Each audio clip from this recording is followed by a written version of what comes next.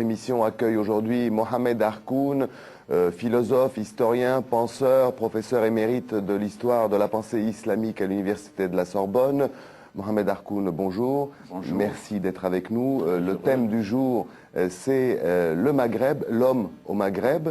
Alors, première question, pour vous, qu'est-ce que c'est qu'un Maghrébin? Justement, il y a le Maghrébin idéologique, défini par l'idéologie, défini par le discours nationaliste. Et puis, il y a le Maghrébin. Autrefois, on disait Afrique du Nord, qui est un terme géographique, comme on dit Afrique du Sud. Et l'Afrique du Nord a sa personnalité. Et pour définir cette personnalité, il faut se servir de deux disciplines. L'histoire toujours, pour parcourir le passé, et l'anthropologie. Et le public ne connaît pas bien ce que c'est que l'anthropologie, parce que c'est une discipline peu enseignée, et même pas enseignée du tout.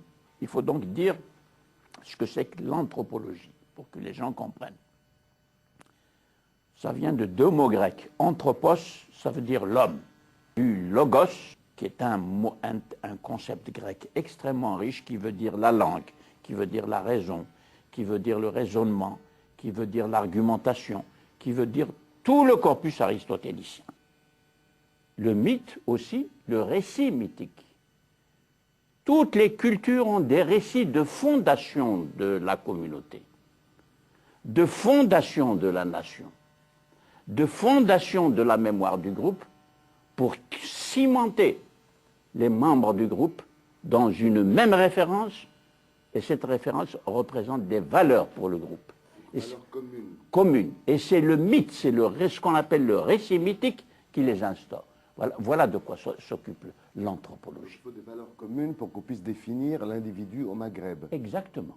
Qui n'existent pas forcément, ou qui existent mais qui ne sont pas utilisés, exploités. Eh bien voilà, faute de science, faute de recherche scientifique.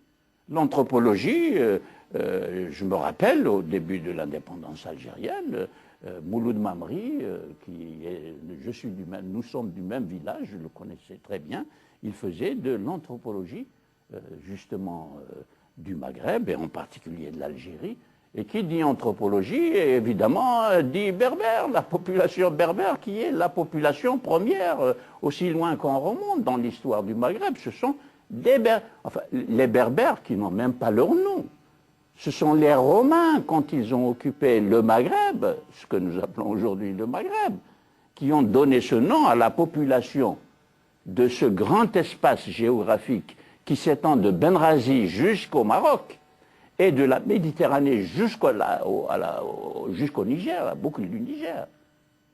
C'est tout cet immense espace qui est l'Afrique blanche.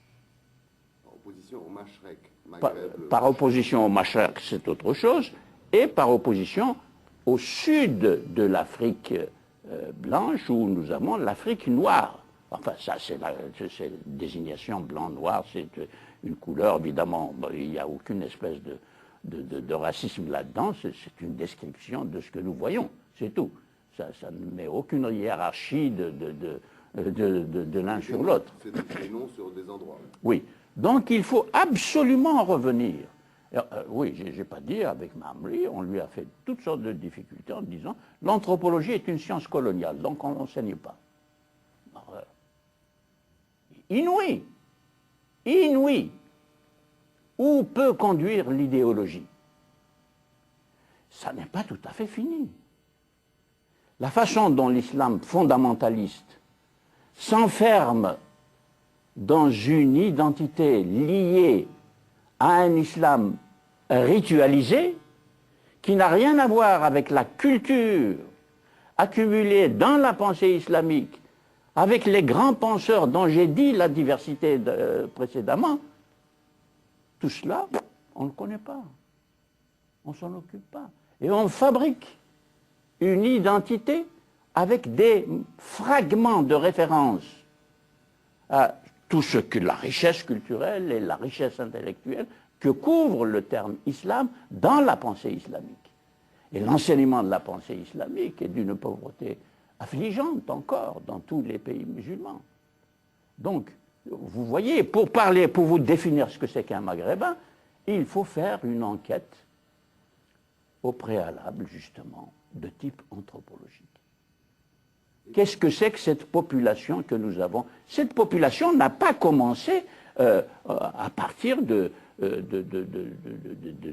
la première apparition des arabo-musulmans, les premiers arabo-musulmans venus de Damas, venus d'Arabie vers l'Afrique du Nord. Il y a toute une histoire romaine, latine. Si vous allez en Libye, vous avez Leptis Magna. En Algérie, nous avons ce que nous appelons Djemila, qui est une ville à la fois romaine et chrétienne. Donc, Saint-Augustin, qui est le premier grand penseur du catholicisme latin, romain, en son temps, et qui nous a laissé une œuvre tout à fait considérable, que l'on cite encore aujourd'hui pour sa pertinence. À Bruxelles, j'étais à Bruxelles la semaine dernière, on a parlé longuement de Saint-Augustin, qui a défini le premier, justement, les différences qui séparent la nouvelle culture fondée sur la foi chrétienne et la culture romaine fondée sur le polythéisme romain. Une analyse formidable, de type intellectuel. Et il nous appartient, il a vécu chez nous. Et voilà que j'efface, j'oublie, j'aliène ma mémoire. Pour satisfaire à quoi? À une définition idéologique d'une identité qui, par nature et par ses références, est d'une grande richesse. Donc, voilà. Pour définir aujourd'hui, maintenant le mot Maghreb, il est usité, je ne veux rien changer au mot, mais je veux changer quelque chose à la définition des contenus pluriels auxquels renvoie le terme Maghreb, qui désigne un espace géologique, un espace géographique, un espace historique surtout, que j'appelle l'espace historique méditerranéen du point de vue de la culture. Et cet espace historique méditerranéen comprend l'Iran à l'intérieur, l'Iran, l'Afghanistan, et vous allez jusqu'au Maroc. Cet ensemble-là appartient aux mêmes références anthropologiques culturelles. Culture au sens de l'anthropologie. Par exemple, la lutte entre logos et mythos, c'est un axe qui traverse toutes les cultures de l'espace méditerranéen.